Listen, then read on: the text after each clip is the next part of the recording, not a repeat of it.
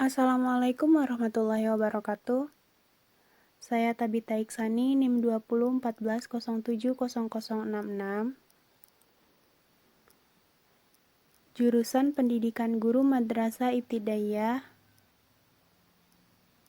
Lokal B semester 3. Di sini saya akan menjelaskan materi mengenai peranan psikologi pendidikan di dunia pendidikan. Materi ini memiliki 3 poin dan di sini saya akan menjelaskan poin pertama mengenai nilai dalam mempelajari psikologi pendidikan. Pada dasarnya orang mempelajari psikologi untuk menjadikan manusia agar hidupnya lebih baik dan bahagia. Karena psikologi sekarang ternyata telah memasuki banyak bidang dalam kehidupan. Begitu banyaknya persoalan yang dapat dibantu dan diselesaikan oleh psikologi. Misalnya persoalan-persoalan sederhana manusia yang hidup di pabrik, di sekolah, di sawah, dan lainnya.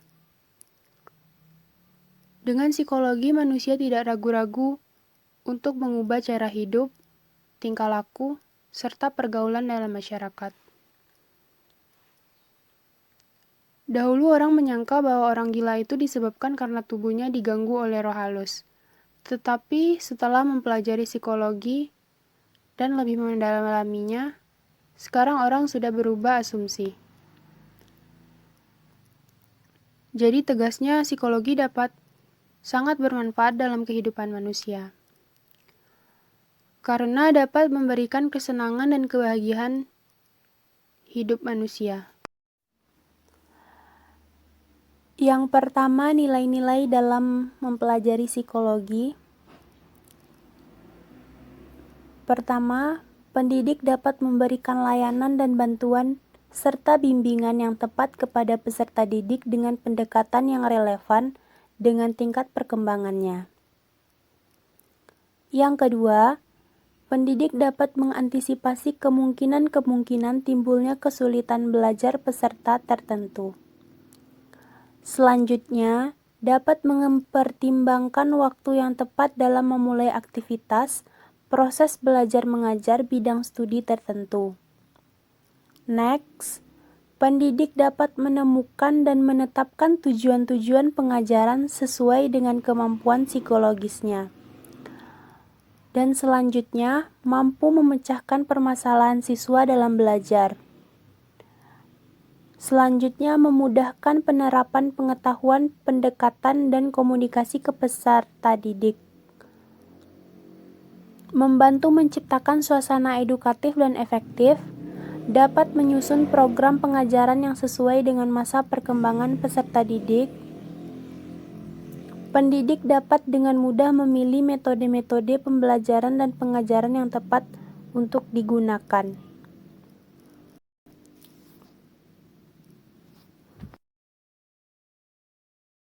Assalamualaikum warahmatullahi wabarakatuh.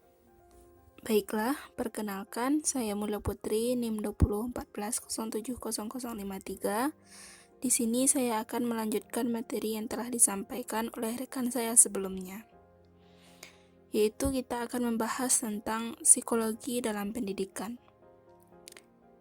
Yang telah sama-sama kita ketahui bahwa psikologi memiliki keterkaitan dengan banyak ilmu-ilmu pengetahuan, seperti dalam ilmu politik, ilmu ekonomi, sosial, dan tak luput dalam ilmu-ilmu pendidikan. Sebelum membahas materi ini lebih lanjut, tentunya kita harus mengetahui apa itu psikologi pendidikan. Psikologi pendidikan merupakan pengetahuan yang berdasarkan pada hasil riset dan penentuan psikologis yang nantinya akan menghasilkan suatu konsep, teori, metode, serta strategi yang dapat digunakan dalam proses belajar mengajar. Psikologi dalam pendidikan menempati urutan yang paling tinggi. Ada beberapa konsep dasar psikologi dalam suatu pendidikan, yaitu yang pertama, psikologi pendidikan dapat memahami proses perkembangan peserta didik. Dengan adanya psikologi, maka proses pendidikan dapat berlangsung dengan metode yang sesuai dengan perkembangan peserta didik, sehingga proses pendidikan dapat berlangsung secara efektif dan kondusif.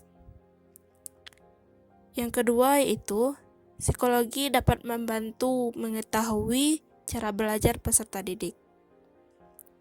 Setiap individu memiliki cara tersendiri dalam belajar dan memahami sesuatu.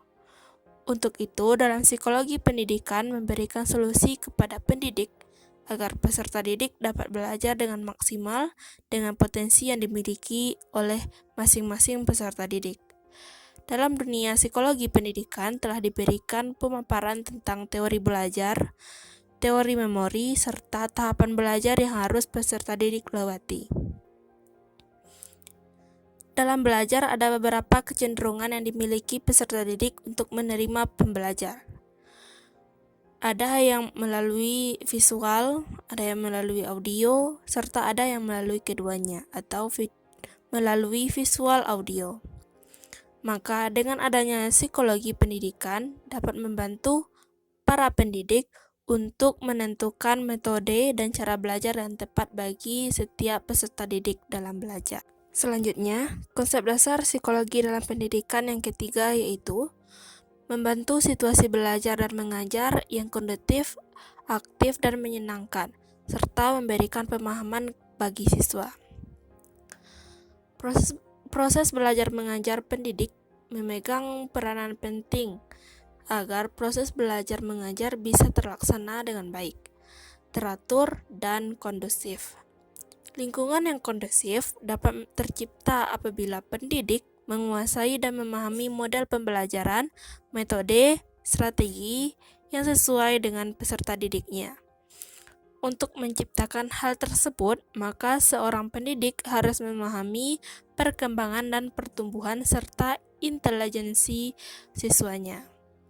Dalam menciptakan lingkungan belajar yang kondusif, psikologi berperan untuk menciptakan peserta didik yang matang secara psikis dan dapat menerima pembelajaran. Selanjutnya yang keempat, yaitu membantu pengambilan keputusan dalam pengelolaan belajar mengajar. Kurikulum merupakan suatu perangkat atau program pendidikan yang diberikan suatu lembaga pendidik yang berisi rancangan pembelajaran. Rancangan pembelajaran tersebut yang nantinya akan diberikan kepada peserta didik selama periode pembelajaran tertentu. Dalam merancang kurikulum, aspek psikologis juga perlu dilibatkan, sehingga nantinya maka pelajaran yang akan diberikan sesuai dengan tugas perkembangan peserta didik. Contohnya itu, tidak mungkin seorang pelajar sekolah dasar di kelas 1 diberikan mata pelajaran fisika yang sangat kompleks. Ini merupakan salah satu bentuk dari adanya peranan psikologi dalam penyusunan kurikulum. Penyusunan kurikulum yang sesuai dengan tugas perkembangan peserta didik akan memberikan hasil yang cukup signifikan.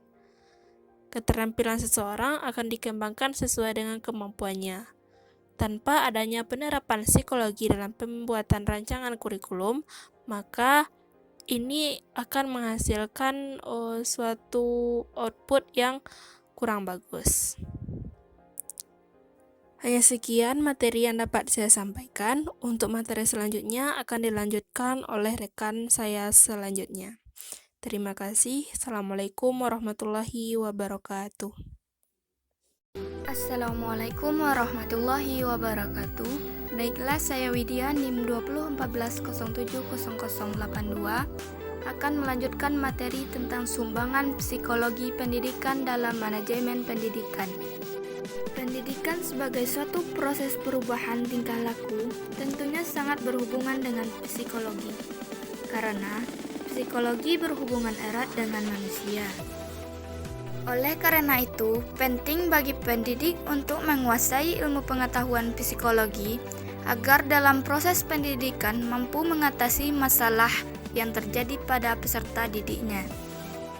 Psikologi pendidikan telah digunakan sebagai landasan dalam pengembangan teori dan praktek pendidikan, dan telah memberikan kontribusi yang besar terhadap pendidikan, diantaranya terhadap pengembangan kurikulum, terhadap sistem pembelajaran, dan terhadap sistem penilaian. Pertama ialah kontribusi psikologi pendidikan terhadap pengembangan kurikulum, terutama berkenaan dengan pemahaman aspek-aspek perilaku dalam konteks belajar mengajar.